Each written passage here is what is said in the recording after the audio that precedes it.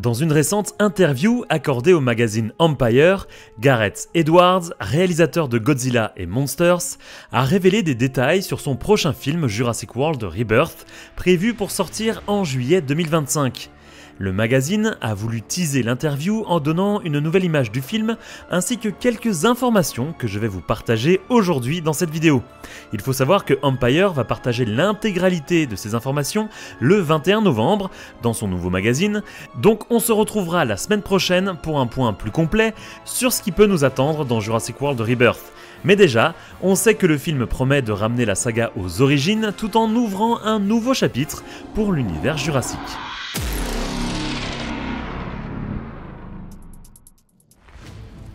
Tout d'abord, dans ce qui a été partagé dans l'interview, Edwards décrit le film comme un retour à ce qu'il aimait dans le premier Jurassic Park, avec des scènes d'action immersives et des moments de tension. Il déclare « Cela revient à ce que j'aimais dans l'original, avec une abondance de séquences impressionnantes et des moments d'action tendus et amusants. Il y avait beaucoup d'opportunités en tant que réalisateur de s'amuser et de jouer avec le public. » On peut alors imaginer un retour aux sources entre guillemets moins blockbuster, avec une mise en scène plus classe et des thèmes abordés plus réalistes. Alors bien évidemment, ça reste de la science-fiction, mais vous voyez ce que je veux dire. On part pas dans des délires avec des espèces d'hybrides mi-homme, mi-dinosaure ou que sais-je encore, on reste un peu plus terre à terre. Le film pourrait avoir une ambiance bien plus effrayante du coup, avec des scènes de suspense similaires à celles de Jurassic Park, tout en mêlant certaines scènes d'action, pourquoi pas, à ce qu'on a pu voir dans Le Monde Perdu ou Jurassic Park 3. Aussi, plutôt que des dinosaures en liberté dans le monde entier, le film pourrait se concentrer sur des lieux isolés où les personnages sont confrontés aux dinosaures, dans des régions ou des espaces restreints. On serait encore une fois loin de la promesse de Jurassic World Dominion, mais si le film est vendu dans ce sens, personnellement, moi ça me va. Pour rappel, le film se déroule 5 ans après les événements de Jurassic World Dominion, continuant le concept entre guillemets des dinosaures en liberté. Edwards précise que Jurassic World Rebirth marquera le début de, je cite, un tout nouveau chapitre dans la chronologie de Jurassic, suggérant une nouvelle direction pour la franchise. Alors moi j'aime bien le côté chronologique parce que peut-être, qui sait, on verra d'autres éléments qui se sont passés dans le passé justement. Et ça, personnellement, moi j'adore. J'aimerais bien retrouver un peu, pourquoi pas, des bases de Jurassic Park ou des scènes sur Isla Sorna dans les années 90. Ça pourrait être vraiment cool. L'histoire pourrait se dérouler dans un monde où les dinosaures ont eu un impact écologique profond, changeant les écosystèmes et forçant les humains à s'adapter. Personnellement, c'est un point que j'apprécie énormément, et c'est d'ailleurs l'un des éléments centraux du roman que je suis en train d'écrire. Donc c'est pour ça que j'aime bien. Mais j'ai vraiment hâte surtout de voir la place qu'ont les dinosaures dans ce nouveau chapitre de l'univers jurassique. L'un des changements majeurs dans ce film, c'est l'introduction d'un nouveau personnage principal, interprété par Scarlett Johansson, qu'on peut découvrir d'ailleurs avec une nouvelle image. On peut voir Scarlett Johansson tenir une arme qui a l'air d'être un fusil qui permet de récupérer de l'ADN, on le voit entre guillemets avec la seringue et le petit bocal en verre. Alors je pense que c'est pour récupérer directement du sang de dinosaures. On peut l'avoir porté également un médaillon, mais on n'arrive pas vraiment à distinguer à quoi ça correspond.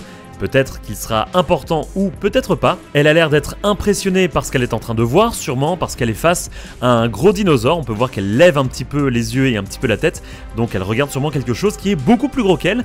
Elle s'apprête sûrement à aller récolter du coup de l'ADN avec ce fameux fusil. Edwards décrit son rôle ainsi. Elle cherche un sens à sa vie après avoir quitté l'armée et une opportunité se présente où, après cela, elle n'aurait plus jamais besoin de travailler. Mais au cours de ce voyage, elle commence à remettre en question les droits et les torts éthiques de ce qu'ils sont en train de faire.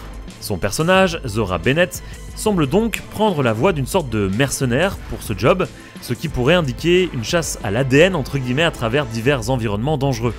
Avec cette déclaration, on pourrait imaginer que l'arc narratif de Zora pourrait évoluer au fil du film, la transformant potentiellement d'une sorte de chasseuse de trésors à une protectrice des créatures, alors peut-être pas autant que ce que John Hammond a pu faire par exemple, ou encore le même retournement de situation avec Claire Dearing, mais ça serait quand même sympa d'avoir une évolution du personnage progressive, en questionnant pourquoi pas des implications éthiques de la manipulation génétique. La question que se pose le personnage de Zora rappelle directement les réflexions de Ian Malcolm dans Jurassic Park, avec l'une des phrases du chaoticien: ou plutôt une remarque montrant que les chercheurs étaient tellement occupés par le fait de savoir s'ils pouvaient le faire qu'ils ne se sont pas posé la question s'ils devaient le faire. Ce retour aux thèmes philosophiques et moraux pourrait donner au film une profondeur supplémentaire, en plus des scènes d'action qu'on attend forcément d'un film jurassique.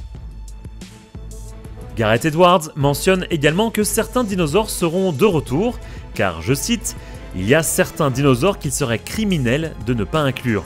On peut donc s'attendre à retrouver des créatures emblématiques de la saga, comme le T-Rex ou des raptors par exemple, mais aussi de nouvelles espèces, pourquoi pas. La vraie question qu'on peut se poser ici par contre, c'est, de par cette phrase, veut-il dire un potentiel retour de Rexy ou encore de Blue ?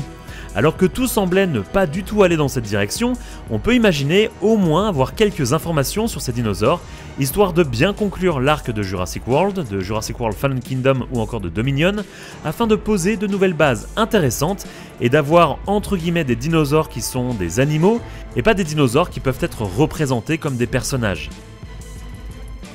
Jurassic World Rebirth semble vouloir marier le ton et l'esprit du film original avec une nouvelle approche audacieuse et moderne, avec un réalisateur comme Gareth Edwards, que j'apprécie énormément, notamment pour son travail sur Godzilla, connu pour son expertise de créatures impressionnantes et surtout, de mon point de vue plus cinématographique, j'adore en fait sa réalisation, ses plans et les histoires qu'il nous raconte.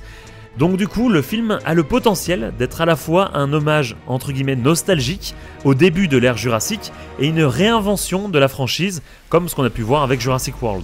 Et vous, qu'en pensez-vous? N'hésitez pas à me le dire en commentaire. Et n'oubliez pas, comme toujours, le petit abonnement pour soutenir cette chaîne, ça fait toujours plaisir. Nous on se donne rendez-vous très prochainement pour reparler de Jurassic Park et Jurassic World et d'autres créatures du cinéma. Salut à tous!